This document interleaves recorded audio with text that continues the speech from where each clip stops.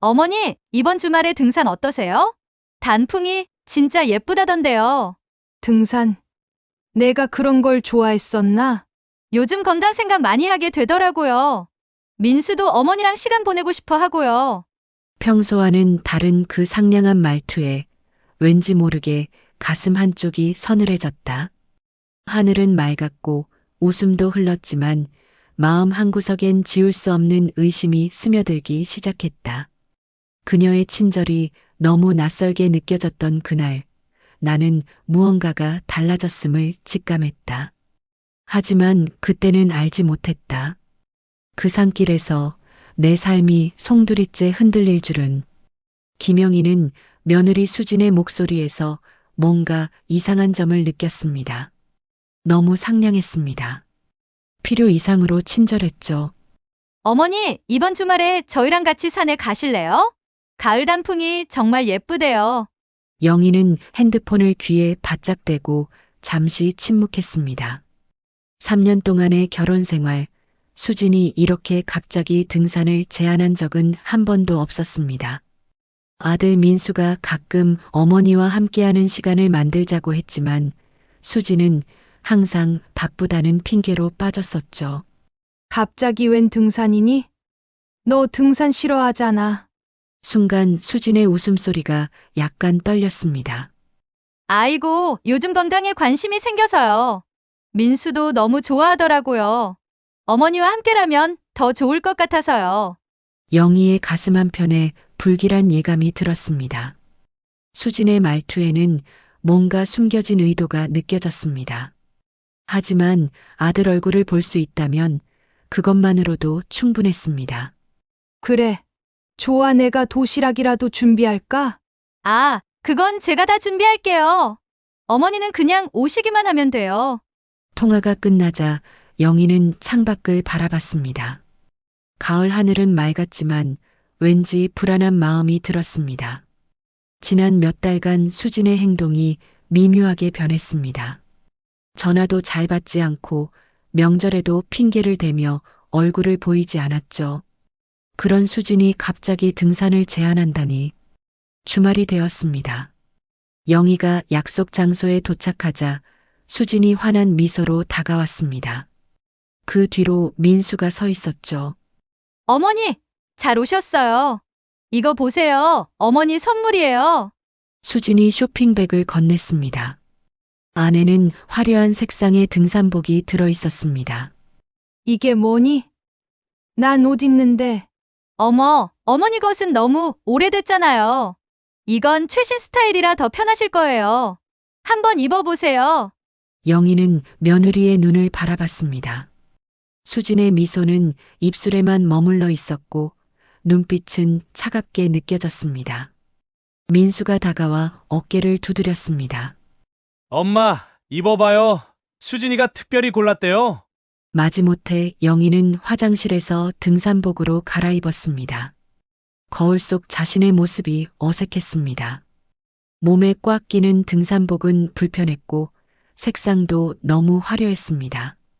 게다가 어딘가 뻣뻣한 느낌이 들었습니다. 등 부분에서 미세한 무게감이 느껴졌지만 새 옷이라 그런가 싶었죠.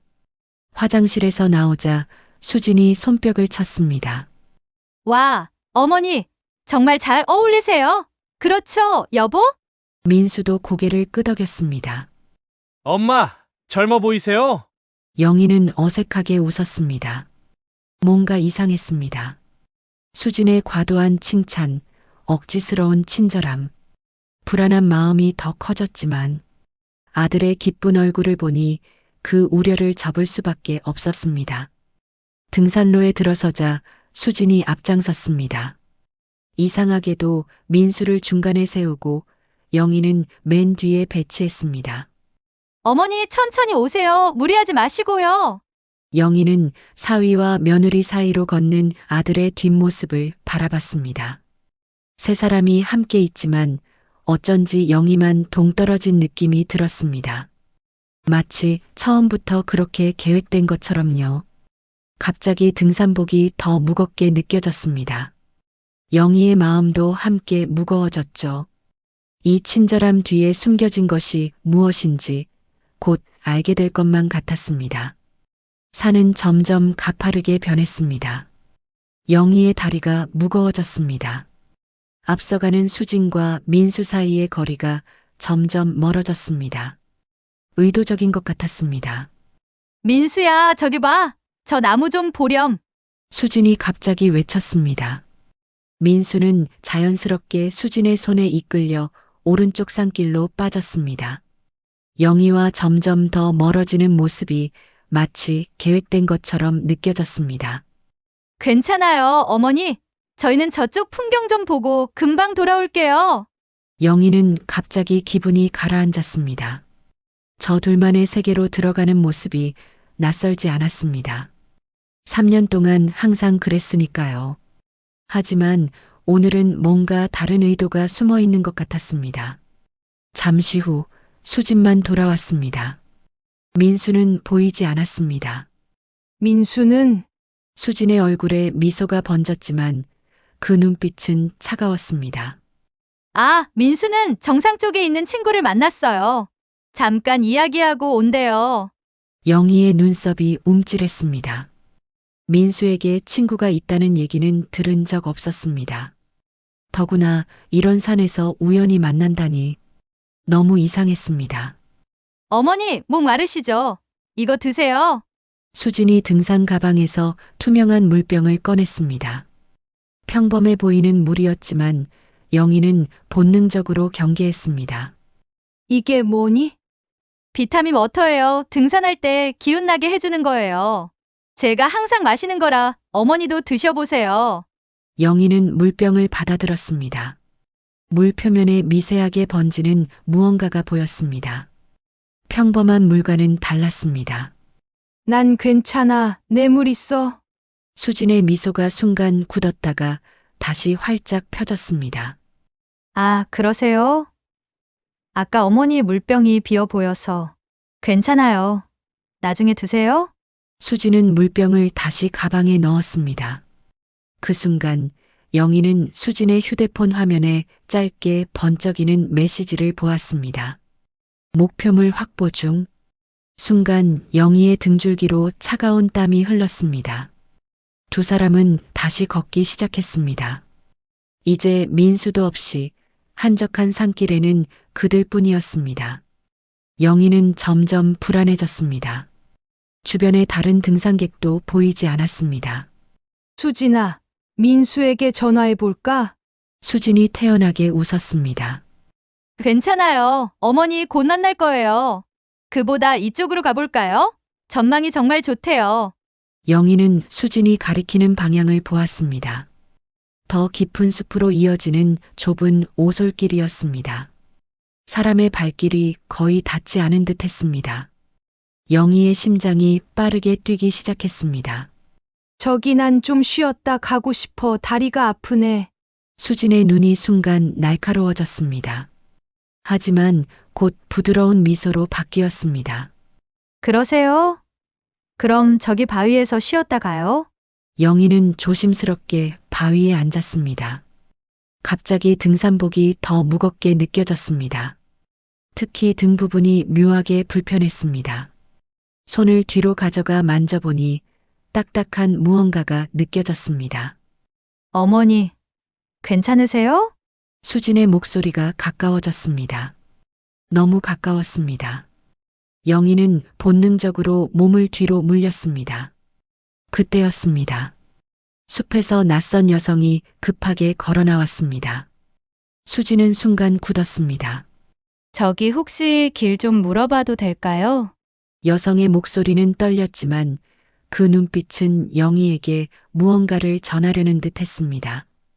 영희는 직감적으로 이 여성이 우연히 나타난 것이 아니라는 것을 느꼈습니다. 여성이 영희에게 가까이 다가와 지도를 보여주는 척하며 작은 소리로 속삭였습니다. 조심하세요. 당신은 지금 위험해요. 영희의 심장이 멈추는 것 같았습니다. 수진의 미소 뒤에 숨겨진 진실이 서서히 드러나기 시작했습니다. 조심하세요. 당신은 지금 위험해요. 낯선 여성의 말이 영희의 귓속에서 울렸습니다. 심장이 목구멍까지 치솟았습니다. 그녀는 지도를 가리키는 척하며 계속 작은 목소리로 말했습니다. 등산복에 특수 자석이 숨겨져 있어요. 그들이 당신을 노리고 있어요. 영희의 온몸에 소름이 돋았습니다. 입이 바짝 말랐습니다. 그 순간 수진이 두 사람에게 다가왔습니다. 무슨 일이세요? 길을 잃으셨나요? 수진의 목소리는 친절했지만 눈빛은 날카로웠습니다. 낯선 여성은 태연한 척 웃으며 고개를 끄덕였습니다. 네. 정상으로 가는 길을 좀 물어보고 있었어요. 감사합니다. 여성은 빠르게 인사를 하고 다른 방향으로 걸어갔습니다. 하지만 가기 전 영희에게 작은 종이를 쥐어줬습니다. 영희는 본능적으로 그것을 주머니에 숨겼습니다. 수지는 의심스러운 눈빛으로 여성의 뒷모습을 쫓았습니다. 그리고 다시 영희에게 돌아와 미소 지었습니다. 어머니, 저쪽으로 가볼까요? 민수가 기다릴 거예요. 영희는 억지로 미소를 지었습니다. 머릿속은 이미 혼란스러웠습니다. 특수 자석이라니? 노리고 있다니? 무슨 의미일까요? 화장실 좀 다녀올게. 잠시만 기다려 줄래? 수진의 눈이 가늘어졌습니다. 주변을 둘러보더니 마지못해 고개를 끄덕였습니다. 여기서 기다릴게요. 금방 오세요. 영희는 근처 공중화 장실로 향했습니다. 문을 잠그자마자 종이를 펼쳤습니다. 특수 의류를 이용한 범죄 조직, 등산복에 특수 자석 부착, 목적 노인 유인 납치, 경찰 연락 중, 옷 조심. 영희의 손이 떨렸습니다. 특수 의류를 이용한 범죄 조직. 그게 뭐지? 그리고 납치라니? 영희는 급히 등산복을 더듬어 보았습니다. 등 부분에서 딱딱한 무언가가 느껴졌습니다. 조심스럽게 안쪽을 살펴보니 작고 검은 원판 모양의 물체가 붙어 있었습니다.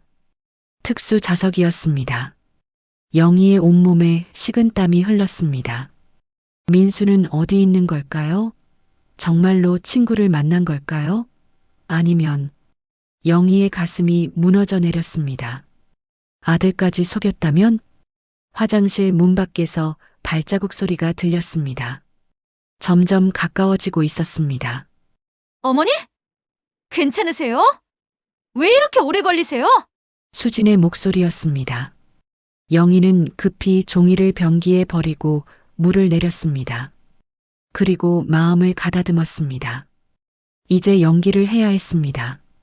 수진에게 아무것도 모르는 척해야 했습니다. 미안해. 갑자기 배가 좀 아팠어. 화장실에서 나오자 수진이 기다리고 있었습니다. 영희는 평소와 같은 표정을 지으려 노력했습니다. 하지만 등에 붙은 자석이 이제는 천근의 무게로 느껴졌습니다. 두 사람은 다시 걷기 시작했습니다. 수진은 계속해서 더 깊은 숲으로 영희를 이끌었습니다. 영희의 불안감은 점점 커졌습니다. 휴대폰을 꺼내 민수에게 전화하려 했지만 수진이 재빨리 말렸습니다. 여기는 전화가 안 터져요. 저도 아까부터 안 되더라고요. 거짓말이었습니다. 아까 분명히 수진의 휴대폰에 메시지가 왔었습니다. 영희는 이제 확신했습니다. 이것은 함정이었습니다. 갑자기 멀리서 경찰 사이렌 소리가 들렸습니다. 수진의 얼굴이 굳었습니다. 그녀의 눈에 당황한 기색이 역력했습니다. 저기 어머니, 우리 빨리 다른 길로 가요. 산불이 난 것 같아요.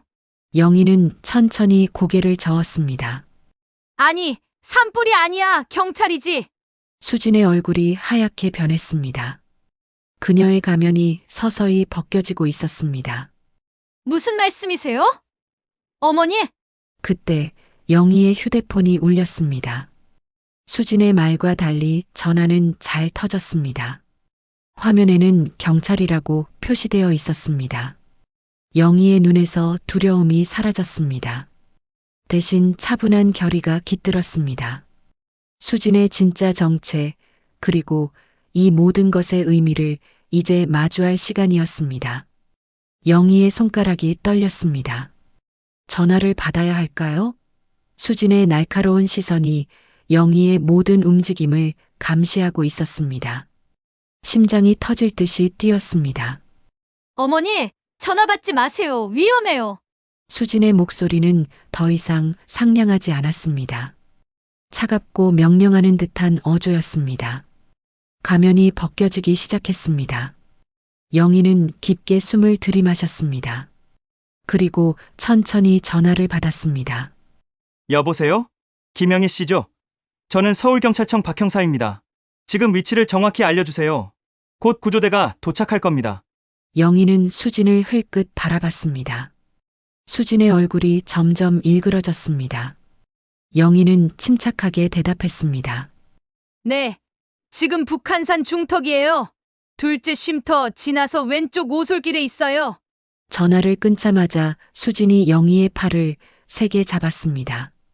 손톱이 살을 파고들었습니다. 영희는 아픔을 참았습니다. 뭐 하는 거예요? 누구랑 통화한 거예요? 영희는 더 이상 두렵지 않았습니다. 오히려 이상한 평온함이 찾아왔습니다. 이제 수진의 정체가 확실해졌으니까요. 경찰이야, 내가 뭘 계획하고 있는지 다 알고 있어. 수진의 얼굴이 창백해졌습니다. 하지만 곧 비웃는 표정으로 바뀌었습니다. 어머니, 무슨 말씀을 하시는 거예요? 저는 그냥 산책하자고 했을 뿐인데. 영희는 등에 손을 가져가 자석을 만졌습니다. 그리고 천천히 말했습니다. 이거 특수 자석이지? 특수 의류를 이용한 범죄 조직이라고? 노인들을 납치하는 조직이라던데. 수진의 눈이 커졌습니다. 그녀의 입술이 떨렸습니다. 더 이상 연기할 필요가 없다는 듯 수진의 얼굴에서 친절한 미소가 완전히 사라졌습니다. 누가 말했어요? 그 여자가? 어차피 늦었어요. 이미 추적 장치는 작동하고 있고 곧 다른 조직원들이 올 거예요. 영희의 머릿속에서 경찰과의 통화 내용이 떠올랐습니다. 시간을 벌어야 했습니다.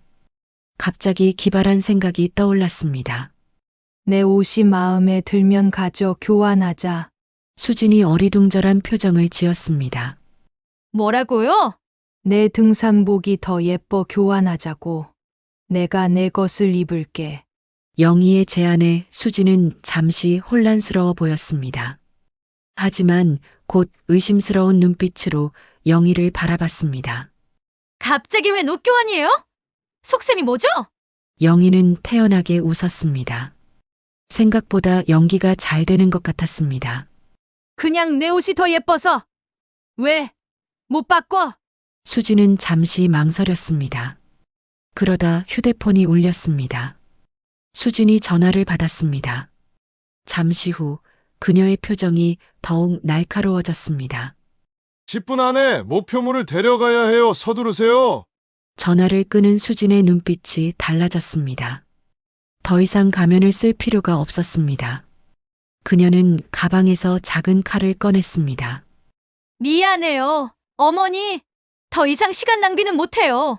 조용히 따라오세요. 영희의 심장이 얼어붙었습니다.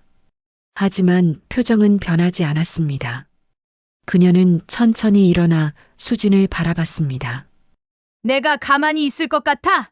수진이 비웃었습니다. 어머니가 뭘 할 수 있겠어요? 여기는 아무도 없어요.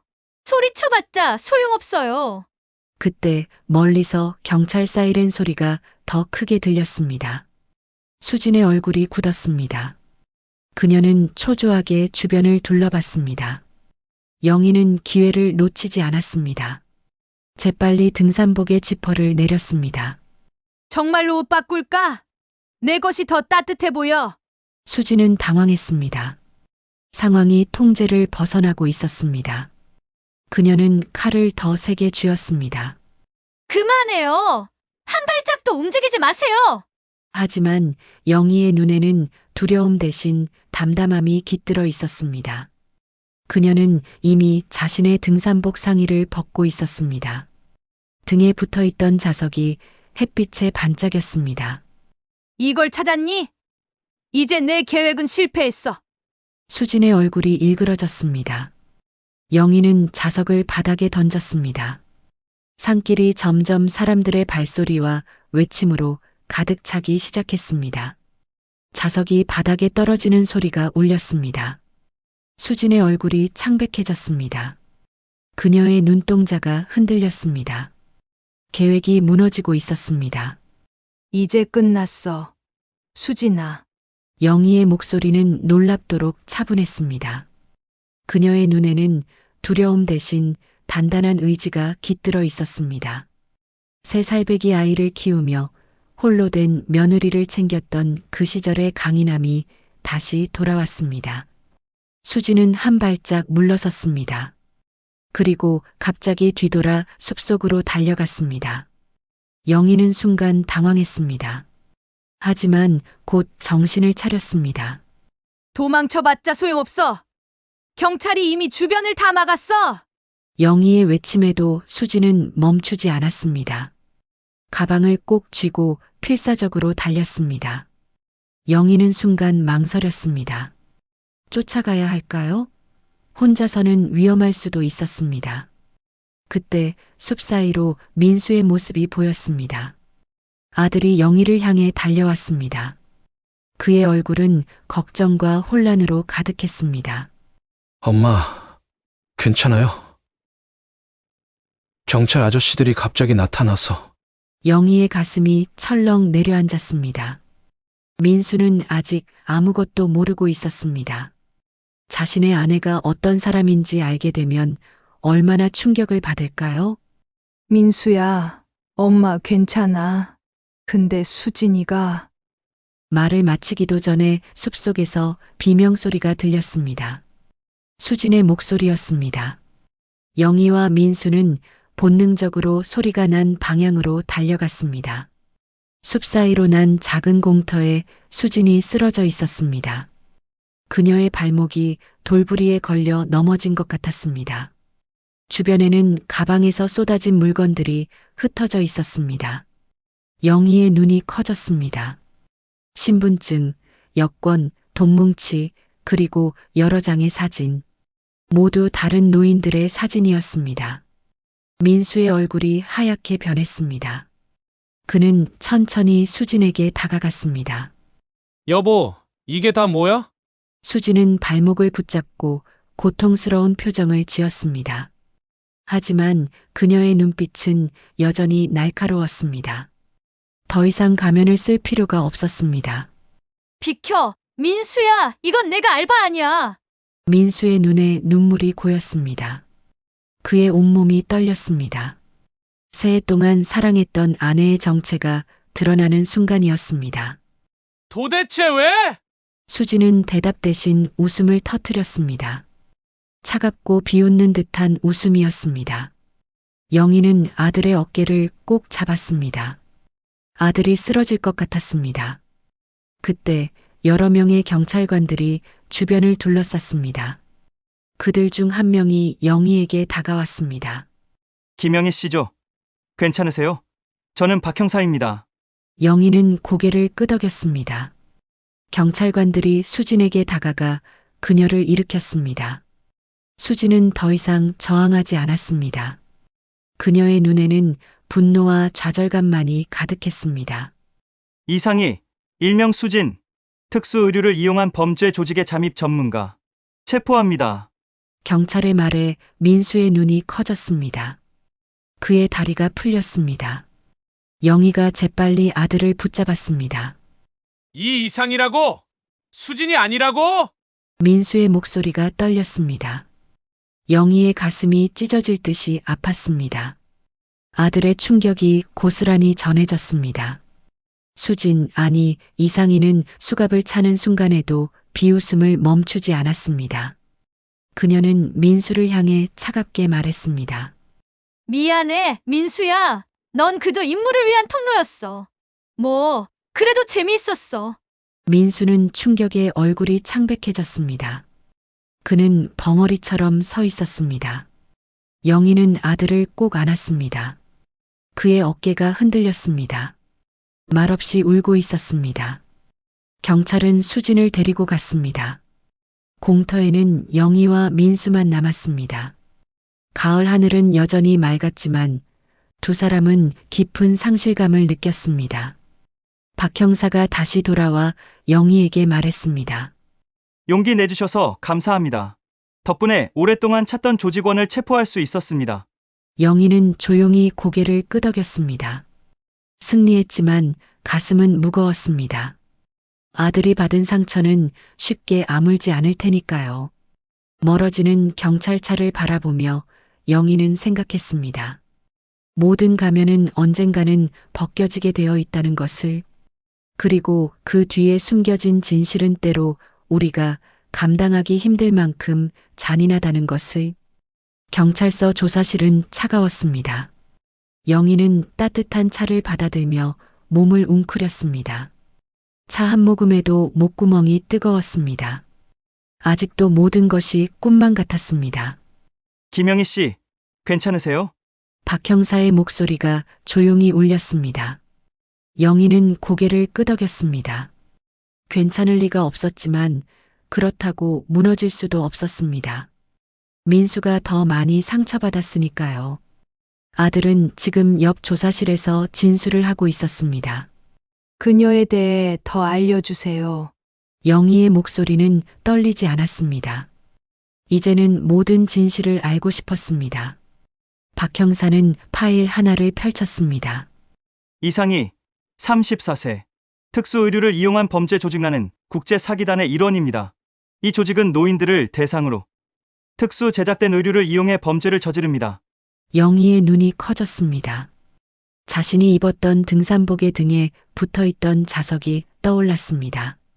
그 자석은 네, 특수 자석입니다. 공항이나 백화점 같은 곳의 보안 게이트를 통과할 때 알람을 울리지 않게 설계되어 있어요.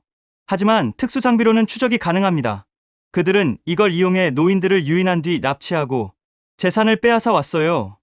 영희의 가슴이 무너져 내렸습니다. 아들이 3년 동안 함께 살았던 여자가, 사랑했던 여자가 이런 사람이었다니. 우리 민수는 그저 이용당한 거네요. 박 형사가 고개를 끄덕였습니다. 이상희는 조직 내에서 잠입 전문가로 알려져 있습니다. 표적의 가족에게 접근해 신뢰를 얻은 뒤 노인 가족을 납치하는 수법을 써왔어요. 영희의 입이 바짝 말랐습니다. 3년 전 민수와 수진이 처음 만났던 날이 떠올랐습니다. 우연히 카페에서 마주쳤다고 했었죠. 그 우연도 계획된 것이었을까요? 우연히 만난 게 아니었겠죠? 맞습니다. 이상희는 당신의 아들을 철저히 조사한 뒤 접근했어요. 당신이 대상이었으니까요. 영희의 심장이 쿵 내려앉았습니다. 손끝이 차가워졌습니다. 모든 것이 계획되어 있었다니. 3년 동안의 관계가, 웃음이, 대화가 모두 거짓이었다니. 증거가 있나요? 박 형사는 태블릿을 건넸습니다. 화면에는 수진의 휴대폰에서 발견된 메시지들이 가득했습니다. 목표물 확보 중. 김영희, 69세, 재산 약 10억 추정. 아들과 결혼 진행 중, 신뢰 형성 완료. 3년 계획 올해 안에 목표 달성 예정. 영희의 시선이 흐려졌습니다. 눈물이 차올랐지만 참았습니다. 울 시간은 지났습니다. 이제는 아들을 위로해야 할 때였습니다. 조사실 문이 열리고 민수가 들어왔습니다. 그의 얼굴은 창백했습니다. 눈은 붉게 충혈되어 있었죠. 영희는 자리에서 일어나 아들을 꼭 안았습니다. 엄마, 민수의 목소리가 갈라졌습니다. 영희는 아들의 등을 토닥였습니다. 말없이 그저 안아주었습니다. 때로는 말보다 포옹이 더 큰 위로가 됩니다. 저 아무것도 몰랐어요.